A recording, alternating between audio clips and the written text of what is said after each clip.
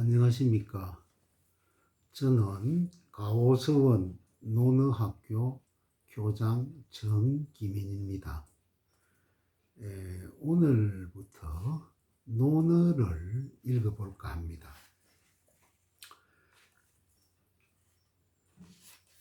논어를 읽기 전에 논어란 공자의 제자들이 공자가 돌아가시고 난 이후에 공자의 말씀과 제자들의 문답을 엮은 책이 논어입니다. 논어에 들어가기 전에 공자에 대해서 말씀드리겠습니다. 공자는 BC 551년부터 BC 479년까지 살았던 사람입니다. 공자가 지금 살아있다면 올해 2572살이 되겠습니다. 공자의 일생은 논어란 드라마의 주연은 공자입니다.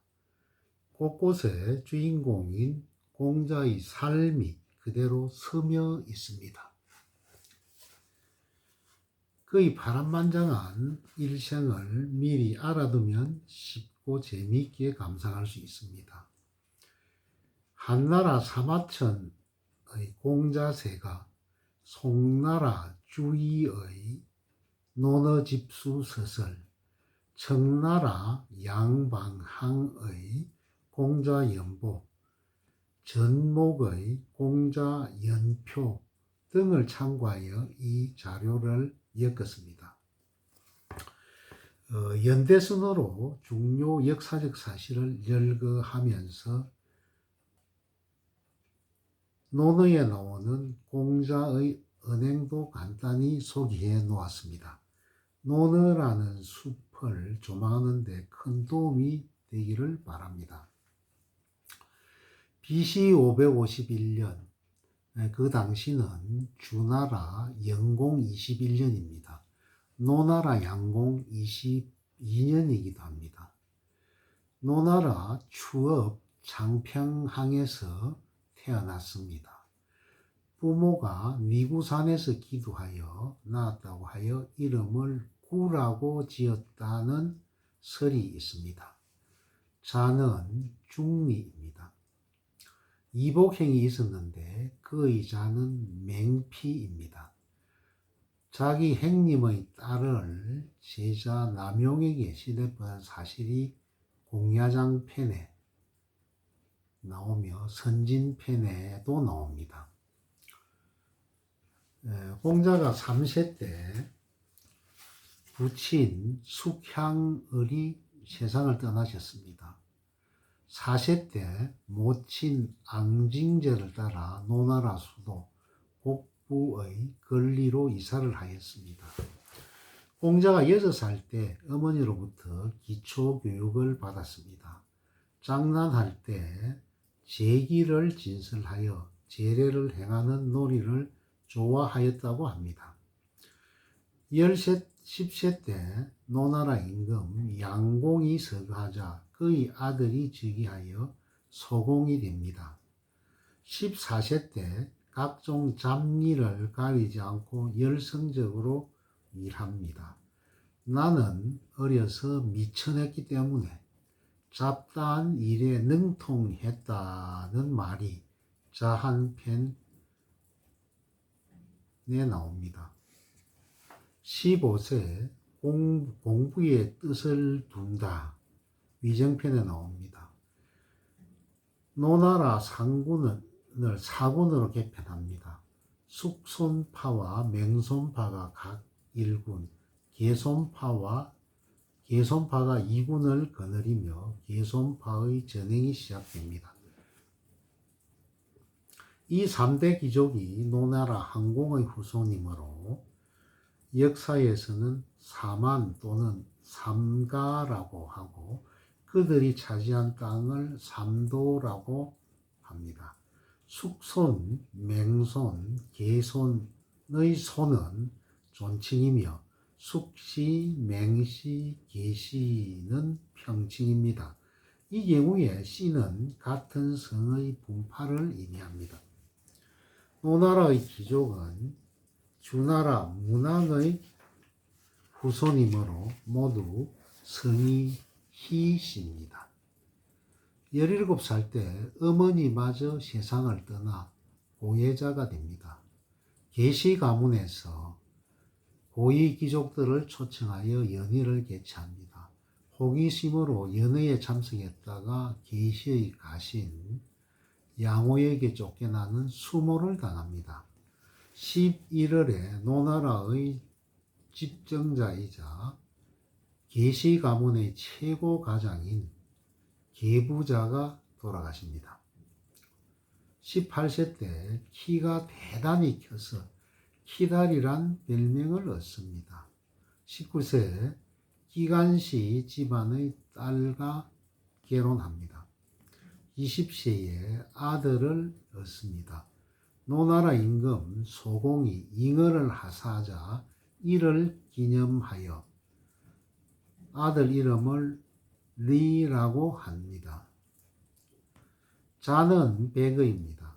딸을 제자 공야장에 시집 보냈다는 사실이 공야장편에 나오는데 딸의 출생에 관한 기록은 전혀 없습니다. 하급관리인 위리가 됩니다. 일을 잘한다는 평을 받습니다. 21살 때 승전리로 승진합니다. 승전리는 가축을 기르는 목충당당 관리입니다. 29세 때 악사 양자에게 금운고를 배웁니다. 30세에 예법을 익혀 세상에 바로 서게 된다. 예학을 중심으로 평민 기초 교육에 앞장섭니다. 초기 제자로 안노는 안예의 아버지입니다. 그 정점은 정자의 아버지입니다. 배구는 자로입니다. 배구, 자로 등이 있습니다. 제나라 경공과 제상 안녕이 노나라를 방문하였습니다. 공자에게 진나라 목공이 어떻게 패권을 차지하게 되는지 그 이유를 묻자 인재등용을 잘 했기 때문이라고 답하여 한심을 삽니다. 34세 때 맹손파의 맹의자가 임종하면서 두 아들에게 공자를 스승으로 모시고 배우라는 유언을 합니다. 35세 때 노나라 임금 소공이 개손파를 몰아내고 공격하자 삼가가 연합하여 대항합니다.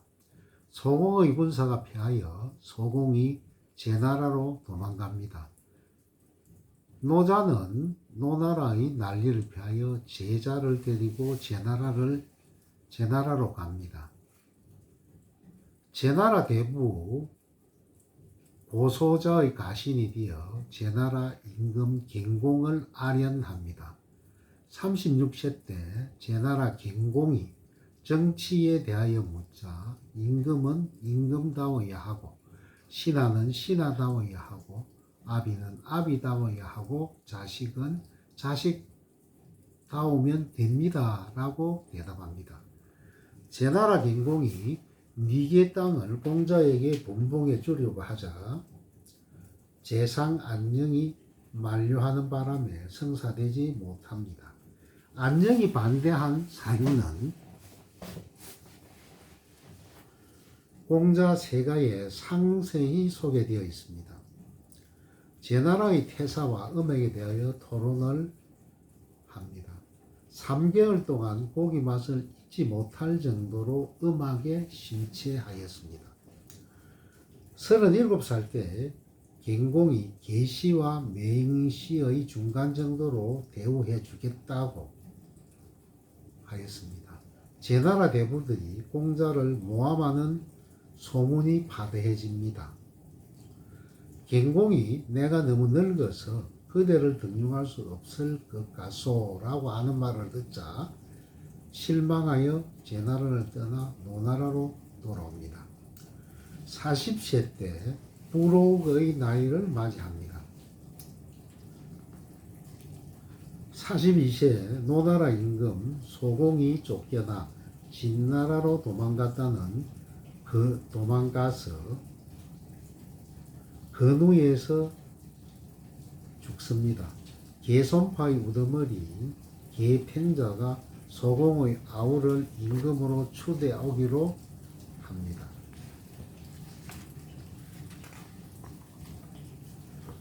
43세 때 소공의 영부가 노나라로 돌아오자 장례를 치르고 소공의 아우가 즉위하여 전공이 됩니다.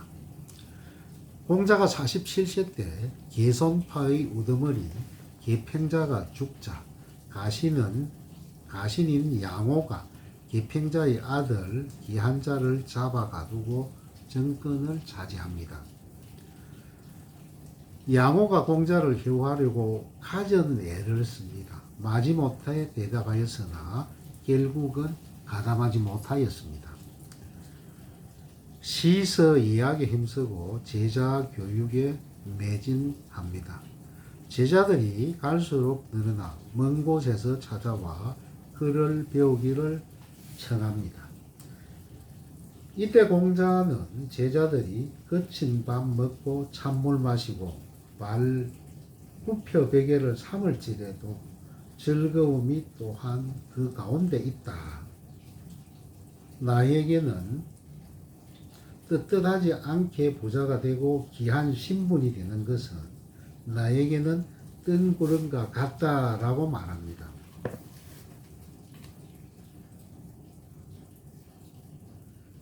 공자가 50세 되는 해 하늘이 부여해준 운명을 안다는 지천명의 나이를 맞이합니다. 겨울 양호가 사만의 세력을 제거하고자 계시를 살해하려다 미수에 그치고 양간 지역으로 도망가서 그곳을 거점으로 반란을 기합니다. 공산불류가 비읍에서 계시를 모방하고 사람을 시켜 공자를 부릅니다. 처음에는 가려고 하다가 강직한 제자 자로가 가실 곳이 없으면 그만이지 하필이면 공산씨에게로 가려 하십니까? 라고 볼멘소리로 반대한다. 부득이 포기하면서 미련이 남는 듯 이렇게 말한다. 물은 나를 부른다면 어찌 공연이 그러겠는가? 만약 나를 등용하겠다는 이가 있으면 내가 그 나라를 동쪽 주나라 같은 이상국가가 되도록 하겠다 라고 말하였습니다. 51세 때 6월에 노나라가 양호를 정벌하려고 양간을 공격합니다. 양호는 포위망을 뚫고 제나라로 도망칩니다. 다시 송나라를 거쳐 진나라로 가서 조간자에게 투항합니다. 노나라 전공이 공자를 중도의 읍제로 삼으니 1년 만에 사방에서 본바다로 왔습니다. 52세 때 중도의 읍제에게 국토를 간장하는 사공으로 승진하였고 다시 국법을 간장하는 대사구로 승진합니다. 여름에 제나라와 노나라가 강화조약을 맺습니다. 노나라 전공이 제나라 갱공과 희맹을 맺을 때 전공을 도와 일을 잘 성상시켰다. 예전에 제나라에게 빼앗겼던 땅을 돌려받는 등 큰 공을 세웁니다. 53세 때 노나라의 국법을 총괄하는 대사구 역할을 잘 수행한다. 나라를 크게 안정시켜 백성들의 칭송을 한몸에 받았습니다. 54세 때 노나라의 대사구인 공자 계시의 가제가 된 제자 자로 둘이 힘을 모아 사가 세력을 무너뜨리고 임금의 공실을 강화시키는 비책을 전공에게 건의합니다. 아울러 계시, 숙시, 맹시, 상가의 삼도를 무너뜨린 계획을 세웁니다. 가신들의 반란으로 힘이 약해진 숙시와 계시의 업성을 함락시키는데 성공합니다. 비업의 업체인 공산본류가 세력을 구합하여 노나라의 수도인 곡부를 공격에 쳐들어옵니다. 대부대를 이끌고 반격을 가하여 공산본류의 세력을 괴멸시킵니다. 공산본류는 제나라로 도망간다 같습니다. 이리하여 계시가 장애했던 비역까지 함락시키는 데 성공하였습니다. 이어 맹시 세력의 아지트인 성읍 공략을 감행했으나 맹시 가신들의 열렬한 반항을 꺾지 못하고 실패합니다. 이리하여 삼도를 함락시키려던 계획을 반쯤 성공으로 막을 내립니다. 55세 노나라가 정치적인 안정을 되찾기 위하여 이웃 제나라에 되찾자 이웃 제나라가 겁을 먹습니다. 제나라가 노나라의 국정을 교란시키고자 미녀 80명과 말 120匹를 노나라에 바칩니다. 노나라 실권자인 대부 기한자가 이를 흔쾌히 받아들입니다. 노나라의 군신들이 여색의 눈이 멀어 정사를 돌보지 않고 조회조차 여러 날 열리지 않았습니다. 이에 크게 한매를 느껴 제자들과 함께 고국 노나라를 떠납니다. 악사기가 전송하여 선생에게는 아무 잘못이 없는데 왜 떠나십니까? 라고 하자 노래로 답한다.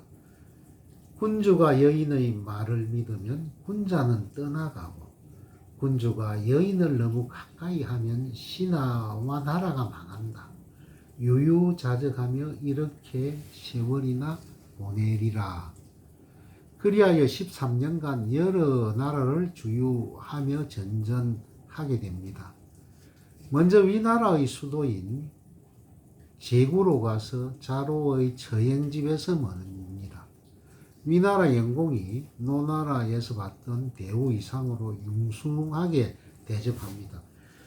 후에 누군가의 참언으로 감시를 받게 됩니다.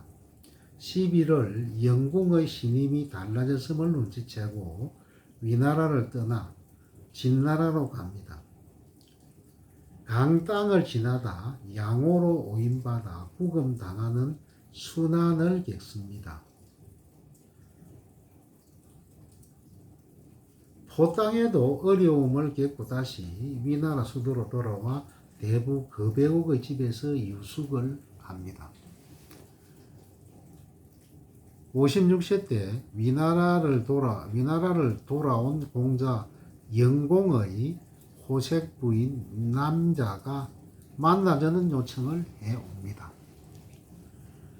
제자 자로가 극고 반대하며 그녀를 만나본다.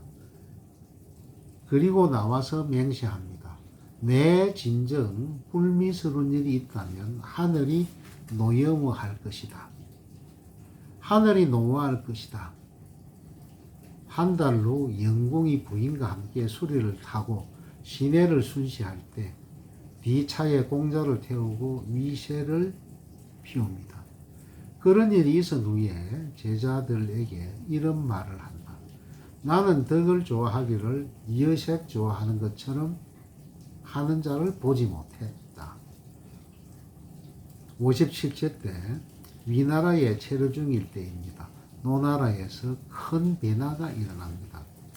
59세 위나라 영공이 자신을 등록하지 아니하자 탄식하여 말을 하셨습니다. 실로 나를 등록해주는 나라가 있다면 1년만이라도 괜찮겠다. 3년이면 더욱 큰 상자를 올리겠다. 하루는 위나라 영공이 불러 군사에 관하여 묻자 이렇게 대답합니다. 제대에 관한 일은 일찍이 들어서 좀 알지만 군사에 관한 일은 아직도 배우지 못하였습니다. 위나라 임금이 자기를 등용시켜 줄 가망이 없음을 간직하고 위나라를 떠나 다시 서쪽으로 가서 진나라 조간자에게 이탁하게 합니다. 항아에 이르러 조간자가 해민 두 사람을 살해했다는 소문을 듣고 탄식하며 위나라로 돌아갔다가 다시 송나라로 갑니다. 송나라로 가는 도중 큰 나무 아래서 제자들에게 예법을 강의합니다. 송나라의 사마천인 한태가 공자를 살해하려고 그 나무를 베어버립니다. 제자들이 재빨리 피하리 하자 이렇게 말합니다. 하늘이 내게 덕을 이어줄 사명을 주셨거늘 한태 따위가 나를 어찌하겠는가. 다시 정나라로 갑니다. 정나라에서도 그를 받아주지 않자 하는 수 없이 진나라로 갑니다. 그의 여름 위나라 영공이 돌아가십니다.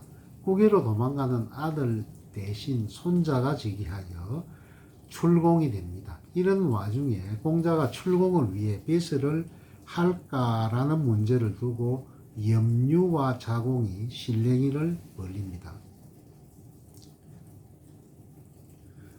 60세 이순의 나이를 맞이하였습니다. 가을에 노나라의 실권자 기한자가 병에 들어 일찍이 공자를 등용하지 못한 것을 후회합니다. 아들 개강자에게 공자를 불러 등용하라고 당부합니다. 개강자는 공자 대신 그의 제자 영구를 부릅니다. 진나라에서 머물고 있던 중에 그런 노나라 소식을 접하고도 마음의 동요를 일으키지 않습니다.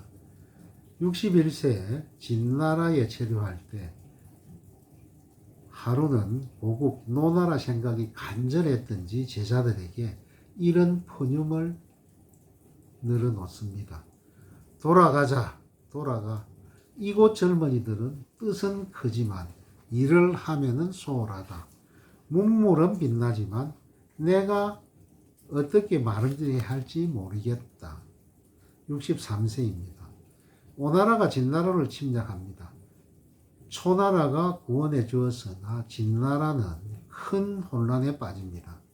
진나라에 머물고 있던 공자 제자들과 함께 진나라를 떠나 부함으로 가고자 길을 떠납니다. 그곳은 초나라의 어진대부 석공이 주재하는 곳이라 큰 희망을 가집니다. 초나라로 가는 길목은 진나라와 채나라의 국경에 도착했을 때 식량이 떨어져 7일 동안 큰 시련을 겪습니다. 굶주린 제자들이 병에 들어 신음을 합니다. 그런데도 이해나 다름없이 강석과 독서에 열중하고 때로는 검은굴을 캐며 의연함을 보입니다. 성림이가 급한 제자 자로가 분연 일어나 한마디 합니다. 군자도 이토록 궁할 때가 있습니까? 이에 대한 공자의 대답은 이러했습니다. 군자는 궁함을 그대로 받아들여 분수를 지키는데 소인은 궁함은 분수를 지키지 못하고 함부로 행동한다 라고 하였습니다. 초나라로 가는 도중에 장저와 걸릭 두 은자를 만납니다. 드디어 초나라 부함에 도착합니다. 초나라의 해민으로 명망이 높은 석공이 정치에 대해 묻자 가까이 있는 사람들을 기쁘게 해주어 먼 곳에 있는 사람들이 찾아오게 해야 됩니다 라고 답한다. 하루는 석공이 공자의 사람됨을 자로에게 물어보자 자로가 대답하지 못한다. 후에 이 사실을 알고도 자로에 이렇게 말합니다. 그대는 어찌 이렇게 말하지 않았던가? 그는 사람됨이 일에 열중하여 먹는 것도 잊어버리고 학문하는 즐거움으로 근심을 잊으며 늙어가는 것도 모르고 살아가는 그런 사람입니다 라고 말했으면 좋을 텐데 라고 말하였습니다. 초나라의 점녀가 미친 척하여 공자 옆을 지나며 이렇게 노래합니다. 봉황새야 봉황새야 그대의 덕이 어찌 이토록 쇠락했느냐. 지난날의 잘못이야 돌이킬 수 없지만 앞날의 잘못은 피할 수 있지 않으리. 아스라 그만두어라. 요즘 정치하는 자들은 모두 위험하니까. 공자는 마차에서 내려 이야기를 나누고 싶었으나 그가 급히 피하는 바람에 만나지 못하였습니다. 초나라 소왕이 공자를 중용하고 융숭하게 대접을 합니다. 서사의 땅 700리를 공자에게 봉하려고 하자 영륜자서가 만료하여 성사되지 못합니다. 초나라에 머물면서 공자의 강하기 당시 문화적으로 낙후된 그 지역의 중업 문화를 전파하는 큰 계기가 됩니다. 64세입니다. 위나라에서 배설하는 제자들이 많습니다. 그들의 요청으로 다시 위나라로 돌아옵니다. 자로가 묻습니다. 위나라 임금이 선생님을 모셔서 큰 일을 하려고 하십니다. 선생님은 장차 무엇을 먼저 하시겠습니까? 라고 하자 공자는 단호한 목소리로 반드시 명분을 바로잡겠다 라고 대답하였습니다. 자로는 안타까운 듯이 한숨을 쉬며 그렇게 하신다고요? 선생님께서는 세상 물정을 참 모르십니다. 많고 많은 일을 다 두고 어찌 명분을 바로 적겠다고 하십니까? 이 같은 정면에 대한 길고도 명쾌한 설명이 자로편에 나옵니다. 여름에 노나라 애공이 위나라와 화합을 할 때 제자 자공이 큰 공을 세웁니다. 65세 위나라에 머뭅니다. 3월 오나라가 노나라를 침범하여 크게 패하고 돌아간다. 공자 제자 유약이 참전하여 공을 세운다. 부인 기간씨가 67세에 벨체를 합니다. 공자 68세에 노나라 애공 11년에 봄 제나라가 노나라를 침략하여 전쟁이 벌어집니다. 제자 영구가 장수로 출전하여 제나라를 객제시키는 큰 공을 세웁니다. 노나라 실권자인 개강자가 영구에게 승리한 이유를 물어봅니다. 공자에게 배웠기 때문이다 라고 하면서 스승을 추천합니다. 개강자가 위나라로 사람을 보내 폐물을 전달하며 고국으로 돌아올 것을 요청합니다. 그리하여 주유천날을 끝내고 14년 만에 꿈에도 그리던 고국 노나라 땅으로 돌아옵니다. 애공이 묻습니다. 어떻게 하면 백성이 잘 복종하겠습니까?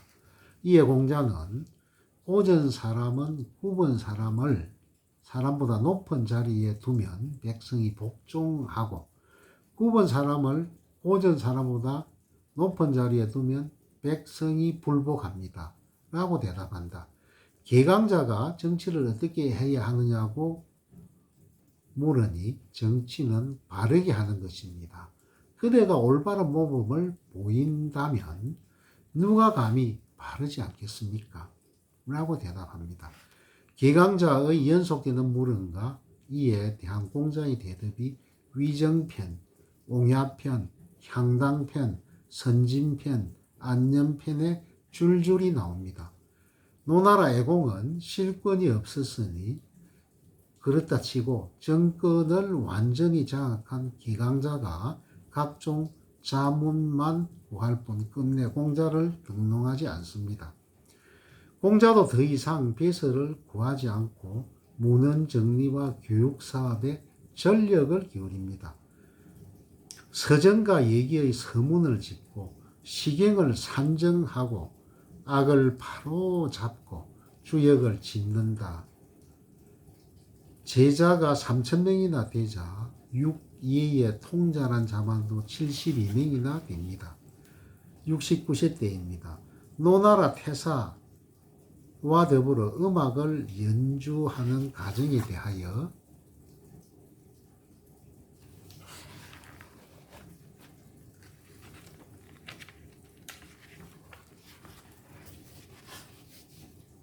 논합니다. 기국 후 업적을 제자들에게 이렇게 수리합니다.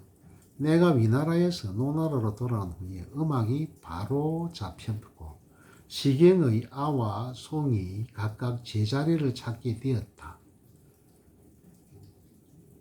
손자를 얻는 경사와 아들을 잃은 애사가 겹칩니다.